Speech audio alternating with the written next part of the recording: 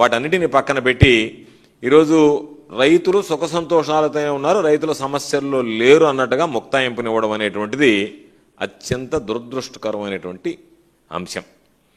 ఈరోజు ఆయన చెప్పినటువంటి దాంట్లో ప్రధానమైనటువంటి ఒకసారి తీసుకుంటే చంద్రబాబు నాయుడు గారు చెప్పేది రైతులు యూరియా తగ్గించేయాలి, ఎందుకంటే యూరియా కొరత వచ్చింది, ఆ యూరియా సమస్య ఉంది, రైతులు ఈరోజు యూరియా కొరతను గురించి మాట్లాడుతున్నారు, కాబట్టి యూరియా కొరత ప్రభుత్వం తప్పు కాదు, మీరు తగ్గించుకుంటే నాణ్యమైనటువంటి పంటలు వస్తాయి, మార్కెటింగ్ పెరుగుతుంది మీకు, కాబట్టి యూరియాని ప్రభుత్వ వైఫల్యం యూరియా ఇవ్వలేకపోవడం అనేటువంటిది ఒప్పుకోలేకపోతున్నాడు. ఆయన మనసు ఒప్పుకోవడంలే. ఆయన ఎంతసేపటికి ఏం చెప్తున్నాడంటే యూరియా వాడకం తగ్గించుకోండి, యూరియా వాడకం తగ్గించుకోకపోతే క్యాన్సర్ వస్తుంది, పంజాబ్లో రోజు 3 రైళ్లు క్యాన్సర్ రైళ్లు పోతున్నాయి ఢిల్లీకి, అది మాట్లాడి అసలు విషయాన్ని మరుగున పడేటువంటి విధంగా ఈరోజు ఆయన ప్రవర్తించాడు. ఎందుకంటే చంద్రబాబు నాయుడు నిస్సిగ్గుగా ఏమాత్రం, ఎందుకంటే అనేక సందర్భాలు చెప్పాము, అసహ్యాన్ని జయించినటువంటి వాడు చంద్రబాబు అని. చంద్రబాబు నాని మాట్లాడితే అసహ్యం అనుకుంటారేమో, ఏదన్నా నన్ను చూసి నవ్వుకుంటారేమో అనేటువంటిది ఏమి లేకుండా నిస్సిగ్గుగా మాట్లాడగలడు. ఆ పెద్ద మనిషి ఈరోజు మాట్లాడాడు డ్రిప్ ఇరిగేషన్ గురించి. అసలు డ్రిప్ ఇరిగేషను వాజ్పేయి గారు ప్రధానమంత్రిగా ఉన్నప్పుడు ఆయనే వెళ్ళి ఆయన్ని చెప్పి ఆయన 1 మ్యాన్ కమిషన్ వేస్తే ఈయన ఇజ్రాయెల్కి వెళ్ళి పాపం శాస్త్రీయంగా పరిశోధనలు చేసి ఆ రిపోర్టు తీసుకొచ్చి ఆయనకి ఇస్తే ఆ రిపోర్టును బైబిల్గా భావించి ఆనాటి వాజ్పేయి గారు ఈ రాష్ట్రంలో ఈ దేశంలో దీనిని మొట్టమొదటగా ఆయన దాన్ని అందుబాటులోకి తెచ్చాడు డ్రిప్ ఇరిగేషన్ అని చెప్పుకున్నాడు. చూస్తే ఈరోజు నేను చెప్పడం కాదు, ఏ రైతైనా సరే, చదువుకున్నటువంటి వ్యక్తి అయినా సరే, మీడియా మిత్రులైనా సరే, ఎక్కడైనా సరే డ్రిప్ ఇరిగేషన్ ఎప్పుడు ప్రారంభమైందని చూస్తే మన దేశంలో 1980లో తమిళనాడు, మహారాష్ట్ర, కర్ణాటకలో అసలు రైతులే ఇతర దేశాల్లో చూసి వాళ్లే ప్రారంభించారు. 1987లో ఎన్సిపిఏ ప్రారంభించింది, అంటే ఒక వ్యవస్థ ప్రారంభించింది, ఒక సంస్థ ప్రారంభించింది. 1991లో గవర్నమెంట్ ఆఫ్ ఇండియా దాన్ని టేకప్ చేయడం, ఆంధ్ర రాష్ట్రం అంతా కూడా దాన్ని విస్తరించడం జరిగింది. ఆంధ్రాలో కూడా ఆ విస్తరణ అనేటువంటిది 1991లోనే ప్రారంభమైంది.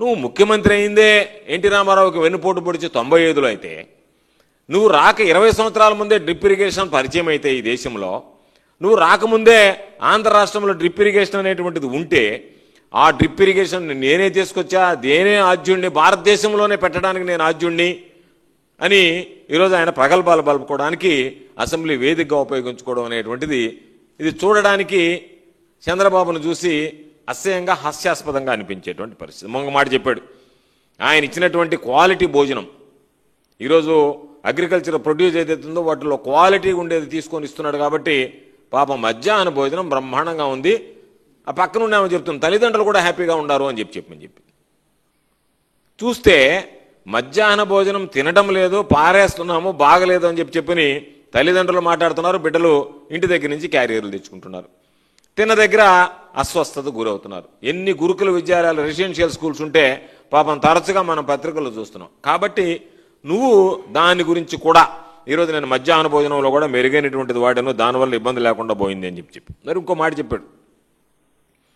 రైతులకు సంబంధించి గిట్టుబాటు ధరల గురించి మాట్లాడి మిరప పంటకి రికార్డు లేదు, ఒక పక్క మిరప పంటకు సంబంధించి ప్రతి పంటకి నేను ఈ క్రాప్ బుకింగ్ చేస్తున్నానని చెప్పి మీ వ్యవసాయ శాఖ మంత్రి అసెంబ్లీలో మాట్లాడతాడు. మిరప రైతులకు సహాయం చేయాలనుకున్నాను, కానీ నా దగ్గర మిరపకు సంబంధించినటువంటిది ఆ రికార్డు లేనందువల్ల వాళ్ళకి నేను సహాయం చేయలేకపోయాను. కొనుగోలు అందరికీ, ప్రతి రైతుకు మద్దతు ఇచ్చా, పొగాకు రైతుకు మద్దతు ఇచ్చా, ఉల్లి రైతుకు మద్దతు ఇచ్చా, టమాటో రైతుకు మద్దతు ఇచ్చా, మామిడి రైతుకు మద్దతు ఇచ్చా, ప్రతి ఒక్కరికి నేను మద్దతు ఇచ్చాను అని చెప్పి ఆర్భాటంగా ఈరోజు ప్రకటించుకున్నాడు. మేము నీకు చెప్పేది ఒకటే విషయం, నీ హయాంలో ఎంత గిట్టుబాటు ధరలు ఉన్నాయి, జగన్మోహన్ రెడ్డి గారి హయాంలో ఏ విధంగా ధరలు ఉన్నాయి. ఈరోజు వదిలి ఊరికి సంబంధించి చెప్పాడు, యూరియా ఎక్కువ వాడుతున్నారట, యూరియా ఎక్కువ వాడినందువల్ల రైతులు ఇబ్బంది పడుతున్నారని చెప్పావు. నువ్వు తినేటువంటి సజ్జలు పెసల గురించి చెప్పు, పోనీ వాటి రేట్ల గురించి మాట్లాడు. వరి గురించి మాట్లాడావు, యూరియాకి సంబంధించి క్యాన్సర్ వస్తుంది కాబట్టి ఆహారపు అలవాట్లు మారిపోయినాయి, ఆహారపు అలవాట్లు మారిన తర్వాత బియ్యం తినేవాళ్ళు తగ్గిపోయినారు, అన్నం తినేవాళ్ళు తగ్గిపోయినారు, దానివల్ల ఆ రేటుకి సంబంధించినటువంటి దాంట్లో రేట్లు పడిపోయాయి అన్నావు. నువ్వు తినేటువంటి, నువ్వే చెప్తావు కదా, నేను సజ్జలు పెసలు చిరుధాన్యాలు తినేటువంటి వాడిని, మిల్లెట్స్ తినేటువంటి వాడిని అని చెప్పి నువ్వు వాటి రేట్లు ఏ విధంగా ఉన్నాయి, జగన్మోహన్ రెడ్డి గారు ఉన్నప్పుడు ఏ విధంగా ఉన్నాయి, ఈరోజు ఏ విధంగా ఉన్నాయి? ఒక చూస్తే పంటలకు సంబంధించి చూస్తే ధాన్యం జగన్మోహన్ రెడ్డి గారి హయాంలో 1800 నుంచి 2000 రూపాయలు ఉంటే నీ హయాంలో 1150 నుంచి 1400 రూపాయలకు పడిపోయాయి. కందులు క్వింటా 10,200 నుంచి 11,800 జగన్మోహన్ రెడ్డి గారి హయాంలో ఉంటే వైఎస్ఆర్ కాంగ్రెస్ పార్టీ ప్రభుత్వంలో నీ హయాంలో 5,500 నుంచి 6,200 రూపాయలకి దిగజారాయి. మినుములు క్వింటా 9,200 నుంచి 9,850 రూపాయలు ఆ రోజు జగన్మోహన్ రెడ్డి గారు ముఖ్యమంత్రిగా ఉన్నప్పుడు ఉంటే మీ హయాంలో 6,000 రూపాయలకి తగ్గిపోయాయి. పెసలు క్వింటా 9,100 నుంచి 9,700 రూపాయలు జగన్మోహన్ రెడ్డి గారి హయాంలో ఉంటే మీ హయాంలో 5,000 నుంచి 5,200 రూపాయలకి తగ్గాయి. సజ్జలు క్వింటా 2,860 నుంచి 3,650 రూపాయలు జగన్మోహన్ రెడ్డి గారి హయాంలో ఉంటే మీ హయాంలో 1,800 నుంచి 2,000 రూపాయలకు పడిపోయాయి. మిర్చి 21,000 నుంచి 27,000 రూపాయలు ఉంటే క్వింటా రేటు మీరు 8,000 నుంచి 11,000 రూపాయలకి దానిని దిగజార్చారు. ఎక్కడ వాళ్ళని ఆదుకున్నటువంటి సందర్భం లేదు. పొగాకు సంబంధించి 15,000 నుండి 18,000 రూపాయలు ఉంటే క్వింటా 100, 200, 300 అమ్ముతారా? ఆ అమ్మినప్పుడు మీరు ఏమని మాట ఇచ్చారు పొగాకు రైతులకి? నేను వెళ్ళి మొత్తం కొనేస్తానని చెప్పి ఇది నాణ్యత బాగలేదన్నారు, ఇంతే కొంటామన్నారు, రకరకాలైనటువంటి మనీ. ఈరోజు ఆ పెద్ద మనిషి చెప్తాడు పొగాకు రైతులను మొత్తం ఆదుకున్నాం, ఎక్కడా ఇబ్బంది లేదో, సమస్య లేదని చెప్పి మాట్లాడాడు. ఉల్లికి సంబంధించి కంటికి కడువుడు ఏడుస్తున్నాడు రైతు, ఉల్లి రైతు. జగన్మోహన్ రెడ్డి గారి హయాంలో ఉల్లి క్వింటాకి 4,000 నుంచి 12,000 రూపాయలు అమ్మాయి. ఈరోజు ఎంత అమ్ముతున్నాయి? 300 రూపాయలు. ఉల్లి అమ్మేది ఈరోజు రాష్ట్రంలో 300 రూపాయలు అమ్ముతుంటే ఏమీ పట్టించుకోకుండా ఉల్లి రైతులను ఆదుకున్నానని చెప్పి సింపుల్ స్టేట్మెంట్స్.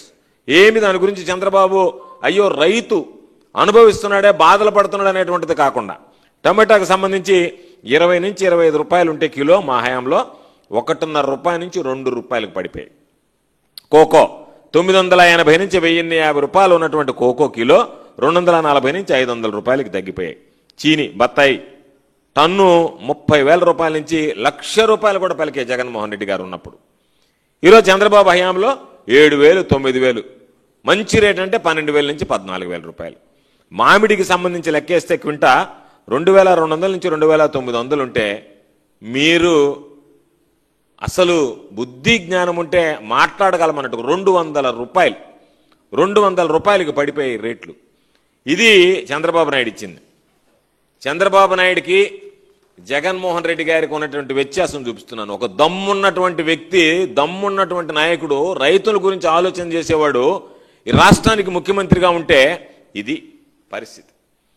ధైర్యంగా ఇదిగో ముఖ్యమంత్రి అయిన తర్వాత నేను ఇది నా రేటు అని చెప్పి రేట్లు ప్రకటించి రైతులకి ఈ ధరకి నేను కొనుగోలు చేస్తానని చెప్పి ధైర్యంగా ప్రకటించినటువంటి వ్యక్తి చంద్రబాబు నాయుడు. అచ్చెన్నాయుడు లేదా తెలుగుదేశం పార్టీకి సంబంధించి విమర్శించేవాళ్ళు సిగ్గు తెచ్చుకుని చూసుకోవాల్సినటువంటిది. ఈ పోస్టర్ చూసి సిగ్గు తెచ్చుకోవాలి. ధైర్యంగా ఒక నాయకుడు రైతుల పక్కన నిలబడాలి అంటే ఏ విధంగా ఉండాలి అంటే ఇదిగో ఈ విధంగా ఒక ప్రకటన ఇచ్చి ఇదిగో నేను ఈ రేటుకి ధరల స్థిరీకరణ నిధి ఏర్పాటు చేశా, రైతులకు సంబంధించినటువంటి గిట్టుబాటు ధర కల్పిస్తానని ధైర్యంగా చెప్పినటువంటిది. కాబట్టి ఆ విధంగా ఉండాలి తప్ప ప్రతి దానికి ఇదిగో నేను ఈ రేట్లు ఇస్తానని చెప్పి ప్రతి పంటకి సంబంధించి పసుపు దగ్గర నుంచి, మిర్చి దగ్గర నుంచి, ఉల్లి దగ్గర నుంచి, సజ్జల దగ్గర నుంచి, చిరుధాన్యాల దగ్గర నుంచి, ఈరోజు ధాన్యం దగ్గర నుంచి, ప్రతిదానికి ప్రతి దగ్గర నుంచి ఇదిగో ఈ రేటు నేను ఇస్తానని చెప్పి ధైర్యంగా ప్రకటించి దాని ప్రకారం రైతులకు సంబంధించి ధరల స్థిరీకరణ నిధి ఏర్పాటు చేసి ఆ రైతులకు అండగా నిలిచినటువంటి వ్యక్తి. అందుకనే ఈరోజు ఒక్కసారి